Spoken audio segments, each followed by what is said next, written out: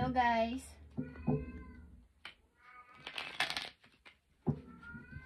Aquarius, this is for you. November 7, 2025. Aquarius, ano ang dapat ninyong malaman? Ano ang paparating sa inyo guys na message na gustong sabihin sa inyo today, November 7, 2025 sa mga Aquarius. Aquarius, kayo man ay may asawa, single or hiwalay na ito ay para sa inyo guys. Okay. Aquarius. This is for you. Anong dapat nyo malaman today, Aquarius? Ito ay 10 of Wands.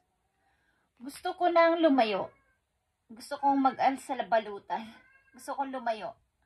At bakit gusto nyo lumayo, Aquarius? Parang gusto nyo maglipat o umalis ng inyong place. Bakit gusto nyo umalis o gusto nyo lumayo? I need 3 messages dito. Yeah. Gusto nyo munang mapag-isa itong inyong energy, Aquarius. Ito ay King of Swords. Gusto nyo muna lumayo sa mga maraming ito. Alam nyo ba yung nasa paligid nyo? Kaguluhan, mga toxic na tao, mga pang-disturb sa buhay ninyo. Okay? Gusto nyo munang lumayo at mapag-isa. Mawala ang mga gulong ito sa paligid ninyo. Gusto nyo munang mapag-isa.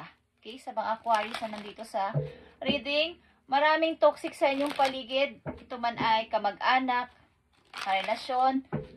Okay, may gusto kayong tapusin. Tapusin at lumayo o pumunta sa isang person na alam ninyo, yun ang taong makakasama ninyo or magbibigay sa inyo ng halaga. Okay, Aquarius, isang message dito na mahalaga for you. Ano ang kaugnayan nito sa inyo? Message today. Okay, guys. May dalawa ditong energy. Ang inyong energy, King of Swords and King of Cups. Ito ay gusto nyong pumunta sa dalawang tao. Okay? Gusto nyong tanggalin ang mga pasa ninyo sa buhay na nakakabigat sa inyo at hindi naman nakakatulong. At dalhin na lang yung alam ninyong bagahe na kaya nyong dalhin. Ibig sabihin yung problema na kaya nyong lutasin, solusyonan. At may dalawa ditong energy. Okay guys. Ito man ay inyong energy, King of Swords, is isa din ito na marahil ay inyong iniibig. Okay. Dalawang tao na mahalaga sa buhay ninyo. Maring may gusto kayong samahan. Okay? Meron ditong dalawang energy na may pagka-cold heart, seryoso sa buhay, okay? At isang energy naman na may unconditional love. May pag-aalala sa inyo, kalmado lang na person. Pero lahat ito ay ang paligid nila ay water. Okay? Sa kabila, hindi siya kalmado. Dito sa kabila, sa isang energy dito, kalmado lang ang paligid niya. Bagamat dagat yung paligid niya, as in blue din siya. Pero talagang kalmado ang person na to. At tahimik lang. Maaaring to Scorpio, Pisces. Okay. At itong kabila is, maaaring nauugnay kayo sa person na may isang hindi maayos at may isang maayos makisama. Okay? Ito ay pag-ibig, marahil at sa marahil, Aquarius, may gusto kayong samahan na person. Tingnan natin to guys. November 7, 2025 sa mga Aquarius. Ito ang dapat ninyong malaman. Maaaring meron kayong pinagpipilian na samahan, Aquarius.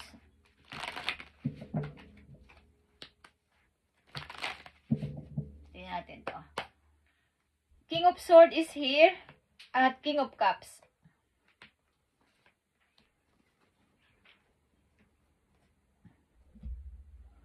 Ang ilan sa inyo ay still holding something na hindi kumbaga, merong pag-hold sa nakaraan. Guys, tingnan natin to. Ang King of Swords ay nandito. Seven of Arrows is Seven of Swords. Hindi ko alam kung may anak kayo sa isang tao dito, sa isang person dito. May anak kayo at magulo ang pagsasama nyo ng person na to. Itinatago nyo siguro o binibigyan nyo ng protection ng inyong anak sa person na to. Ayaw nyo palapitin ang tao na to sa anak ninyo sapagkat may sabi ko may pagka-cold heart ito. Medyo mahigpit. Medyo mahigpit kung siya ay tatay, mahigpit na tatay, mahigpit na asawa, okay? Mahigpit na kinakasama, mahigpit na boyfriend, girlfriend, okay? So, ang King of Cups is here.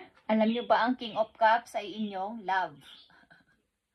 Maring ito ay tinututulan ng paligid. Tinututulan din ang inyong relasyon ng tao na to. Ito ay, hindi ko alam kung tagong relasyon, tago kayo magkita, tago kayong mag-usap, at nagmamahalan kayo ng person na to sa kabilang side, guys. At sa kabilang side, maaring may kaugnayan din ang person na to sa inyo, but maaring ito ay may anak kayo sa kanya, Aquarius, at hindi na okay ang relasyon ninyo ng tao na to. May pagka magulo ang utak ng person na to.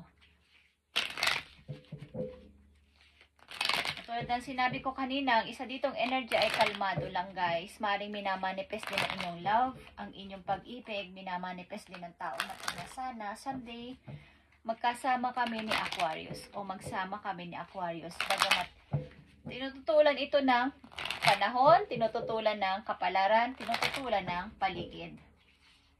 Parang para sa ibang tao, ang pag-ibig nyo ng person na to ay hindi okay. Maaring kayo may asawa, maaring kayo ay hiwalay sa asawa, pero hindi kayo totoong hiwalay pa. Kumbaga, hindi divorce, okay? May bawal, may anak kasi kayo sa kanya. Okay, tingnan natin ang advice dito, guys, sa inyong reading, sa inyong message, November 7, 2025, Aquarius. Mag-aalsabalutan kayo, ilan sa inyo Aquarius, sasama sa person na to. O nagbabalak. Andito ang panda, guys, at ito ay boundaries.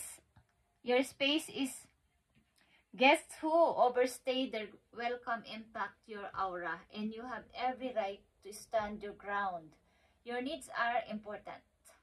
You must nurture your soul with the same gentle love and support you offer to others. Okay?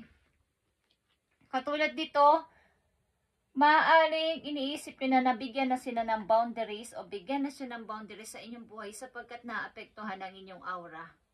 Sobra na kayong pagod, lot of responsibilidad na, at gusto nyo nang umalis sa sitwasyon na to at limitahan na ang tao na to sa buhay ninyo o dapat nyong gawin ito. Sapagkat ang ilan sa inyong Aquarius dito ay napakahaba ng itiniis sa inyong relasyon na to. Okay? At gusto nyo na itong i-let go o pabayaan na o tanggalin na sa buhay nyo ang tao na to. Sapagkat naapektuhan na rin ang inyong kalagayan sa inyong emotion. Masyado na kayong nasusuffocate dito sa relasyon na to. Maaari pinoprotektahan nyo ang inyong anak sa tao na to. Ayaw nyong papasukin to sa buhay ninyo. Ayaw nyong pasilipin naman lang. Maraming dulot na problema ang tao na to sa inyo. Gusto nyong layuan ito o mag-alsabalutin kayo, like I said. Aquarius, tingnan natin ang yes or no para sa'yo. Paano lalabas dito na message for you ayon sa inyong sitwasyon sa kasalukuyan. Meron kayong taong mahal na mahal. Kaya lang, sinusubo kayo ng panahon. Sinusubo kayo ng kapalaran. Hindi kayo, but may nagmamanifest dito ng inyong pag-ibig, Aquarius. Mukhang malumanay ang tao na to. Mabait, may unconditional love, katulad ng sinabi ko. At nagtitiis siya sa sitwasyon ninyo hanggang sa dumating yung tamang timing na kayo ay magsama. Okay, ito ay Two of Cups, ito ay soulmate message. Okay. Tingnan natin ang yes or no para sa yung reading Aquarius today, November 7. Okay, andito ang yes, fitting it all into place, coming together. Okay, united ito. Ito ay 2 of cups din, united. Kumbaga kayo ay kung kayo naghiwalay o pinaghihiwalay ng tadhana, ng kapalaran katulad nito, nitong puzzle na to. Magtatagpo kayo katulad dito. Okay, nakikita niyo yan kung paano sila nag-unite.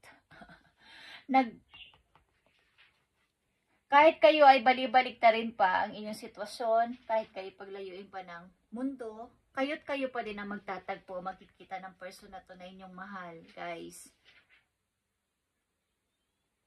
Okay, parang nung kung mawawala ang tao na to, o nawala sa buhay ninyo, is parang nagkaroon ng missing piece ang inyong buhay, katulad ng puzzle. Kung nawawala ang isang parte nito, hindi to mabubuo, guys, ang puzzle. Okay, kung alam nyo to, hindi ko masabi kung ano to pero nilalaro ko to dati. Okay. Kung wala itong isang peraso nito is hindi to mabubuo. Kaya hinahanap at hinahanap nyo ang person na to, guys. Magtatagpo kayo kahit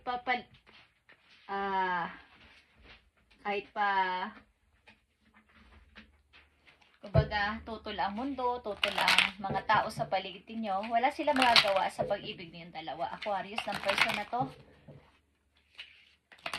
Message pa for you, last message for you.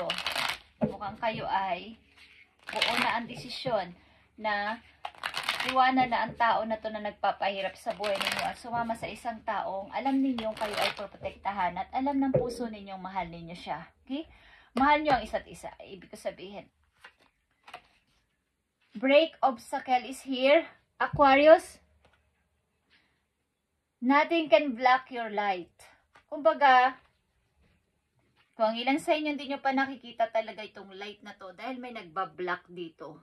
Kaya hindi nakikita na kung saan kayo tutungo, ano ba talaga ang desisyon ninyo, is kailangan ay walang makapag-block ng inyong light.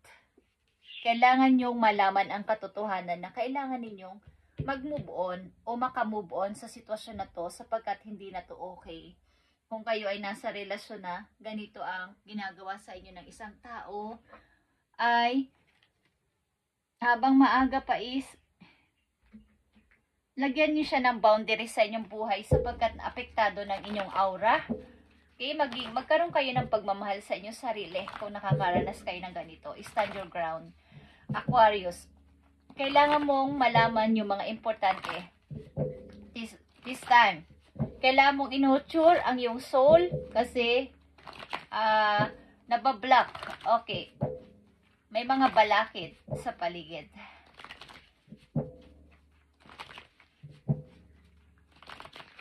Kailangan ay, kumbaga, may magsusupport sa'yo dito. Kasi nga, alam ng person na to na ikaw ay nahihirapan sa buhay. Tingnan natin ang mga dapat nyo pang malaman. Isang message na mahalaga dito para sa'yo, Aquarius. Dapat ninyong malaman. Ito man ay babala sa'yo o paalala. I need message for Aquarius. Thank you. Okay, Aquarius, ito ay balance. Ito ay justice. Ito ay number 2. Okay. Ibalabalansin mo lahat ng needs mo, ang want mo sa buhay. Andito ang nasa gitna ng toy angel. Okay. Nasa gitna niya yung ace, yung pentacles, yung cups at sword. Ito ay ito ay 4 na alas. Okay. Ace of wands, ace of pentacles, ace of cups, and ace of sword. Andito yan sa gitna mo at kailangan mo tong ibalanse, yung iyong decision, yung iyong emotion, yung iyong money, yung iyong needs or want is here. So, you need to balance ito para magtuloy-tuloy kang makamove on, Aquarius, at magkaroon ng balanse lahat ng iyong iisipin, iyong papasimulan sapagkat ito ay number 2 din. Nandito din ang 2 of cups at nandito ang 10 of wands. Ito ay pagle-let go na sa responsibilidad na alam ninyong hindi mo na kaya. Kailangan mo nang ibaba at dalhin lang ang bagahe o dalhin lang ang problema na kaya mong solusyonan like this. Okay? Ilan sa inyo ay aalis, something na aalis, sasama sa person na inyong gusto, kahit tutol pa ang mga tao, tutol ang buong mundo. Okay? At dadali mo lang kung anong kaya mong dalhin. Maaring literal na maglilipat kayo ng bahay, aalis ng inyong place, at ang madadala mo lang ay yung kaya mong bitbitin. Okay, just saying. Thank you, Aquarius, at ipagpatuloy mo tong iyong nararamdaman. Maaring kayo ay hirap na sa sitwasyon nyo sa inyong buhay mag-asawa, at ito ay hindi na healthy. Ang manito'y ama o ina na inyong mga anak at gusto nyo ng hiwalayan. At maring ito ay talaga nagdudulot sa iyo ng sama ng loob, at pati yung iyong aura, yung iyong soul ay sobra ka ng pagod. Okay, like this. Nakita mo ba ang mata ng panda na to? Ito ay boundaries. Bigyan mo ng limitasyon ang tao o mga tao na nagbibigay ng pasakit sa iyo sapagkat ang buhay ay mahalaga, Aquarius. Mag-enjoy lang sa journey ng buhay habang andito sa mundo. At kung alam mong hindi mo deserve o hindi mo fit ang ganong klaseng pamumuhay at may chance, may opportunity, why not na hindi i-try, Aquarius, para may future pa kasi. Hindi lang doon basta naka-stack ang isang tao. Lalo na kung kayo may anak at mayroon kayo pangarap para sa kanyang future at may chance naman at may opportunity dumarating, is kailangan nyo tong i-grab. Okay?